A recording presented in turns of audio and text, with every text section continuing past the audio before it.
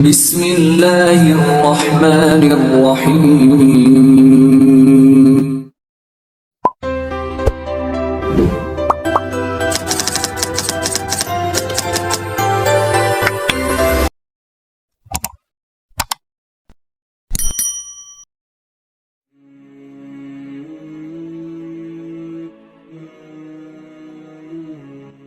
خطیب ارسلان خان حقانی اور آپ دیکھ رہے ہیں حق کی آواز 2۔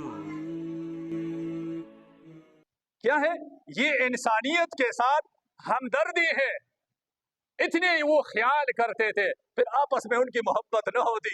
آج ہماری اپنی بیویوں سے شکوے اور گلے ہیں، ہمارے گھروں کے اندر لڑائیاں ہیں۔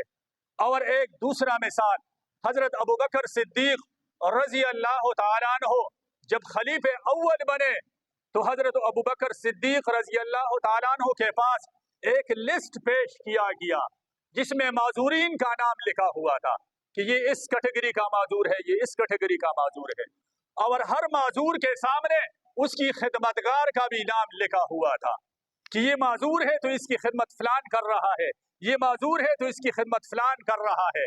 وہ ایک پورے لسٹ میں ایک بوڑھی اماں کا نام لکھا ہوا تھا کہ یہ معذور ہے، لیکن سامنے کسی خادم کا نام نہیں لکھا ہوا تھا۔ تو حضرت ابوبکر صدیق رضی اللہ تعالیٰ عنہ نے وہ لسٹ پڑھ لیا، اور لسٹ پڑھنے کے بعد وہ اپنے پاس رکھ لیا، اور کسی سے خفیہ طریقے سے معلوم کیا کہ جس بوڑھی ماں کے سامنے خدمتگار کا نام نہیں لکھا، اس بوڑھی ماں کا مجھے ایڈریس بتا دے، کہاں ہے اس کا گھر۔ اس کو بتایا گیا، اور اگلے دن صبح نماز کے فوراً بعد، فجر کی نماز پڑھانے کے بعد، امیر المومنین ہوتے ہوئے، بادشاہ وقت ہوتے ہوئے، سپہ سالار ہوتے ہوئے، بادشاہ ہوتے ہوئے بھی، امام اور خطیب ہوتے ہوئے بھی فجر کی نماز پڑھا کے سیدھا اس اماں کے دروازے پر پہنچ گئے، اور دروازہ کھڑکایا اور بتا دیا کہ آپ کا خادم آیا ہوا ہے آپ کے کام کرنے کے لیے۔ اس اماں نے پردہ کیا، وہ اندر چلی گئی، اور اس نے جھاڑو بھی لگا دیا، پانی بھی بھر دیا، جو کام کرنے کے تھے اس اماں کے لیے، تاکہ ساری دن وہ گھر کے اندر محفوظ اپنا دن گزار سکے، وہ کام کر کے واپس چلے گئے۔ اگلے دن حضرت عمر رضی اللہ تعالیٰ عنہ کو پتہ چلا کہ ایک بوڑھی ماں ہے جس کا کوئی خدمتگار نہیں۔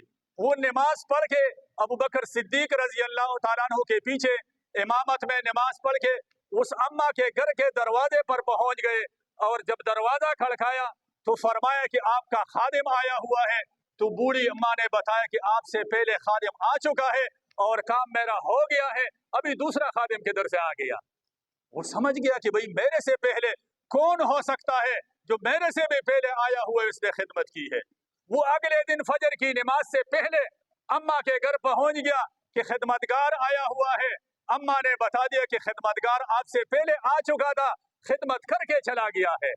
وہ پھر سمجھ گئے کہ یار عجیب بات ہے، یہ نماز سے پہلے کون آ سکتا ہے اس اندھیرے میں۔ تیسری رات اس نے تہجد کے ٹائم جا کے راستے میں بیٹھ گیا کہ میں آج دیکھنا چاہتا ہوں کہ اس رات کے اندھیرے میں اس بوڑھی ماں کی خدمت کے لیے کون آ سکتا ہے، یہ کون خدمت کر سکتا ہے۔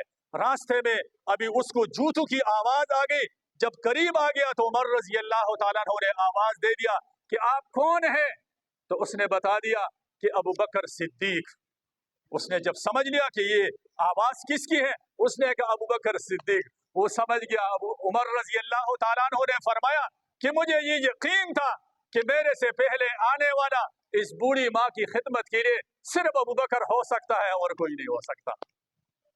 اگر ایسی ہمدردی ہو، اگر ایسا اسلام ہو، اور اسلام کی ڈیفینیشن اور معنی بھی یہ ہے، المسلم من سلم المسلمون من لسانہ و یدہ، کہ مسلمان کی ہاتھوں سے، مسلمان کی زبان سے دوسری انسانیت یہ محفوظ رہے۔ ہم اسی طریقے سے ہمدردی کے ساتھ، محبت کے ساتھ اپنی کمزوروں کی خدمت کریں تو پھر ہمارا معاشرہ یہ اسلام کا معاشرہ بنے گا۔ ایک اور مثال حدیث مبارک میں آپ صلی اللہ علیہ وسلم فرماتے کہ خبردار اے میرے امت کے لوگوں، خبردار، اگر کسی نے دنیا کے اندر کسی پر ظلم کیا تو یہ بات غور سے سن لو کہ مظلوم کا وکیل قیامت کے دن کون بنائے گا؟ मोहम्मदुर रसूलुल्लाह मजलूम का वकील बनेगा। अल्लाह के अदालत में इस मजलूम की वकालत मोहम्मदुर रसूलुल्लाह सल्लल्लाहु अलैहि वसल्लम करेगा।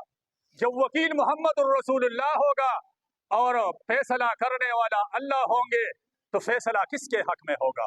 मजलूम के हक में होगा। अगर हमारी वीडियो आपको पसंद आई तो चैनल को लाइक करें, सब्सक्राइब करें और प्रेस करें बेल आइकन को।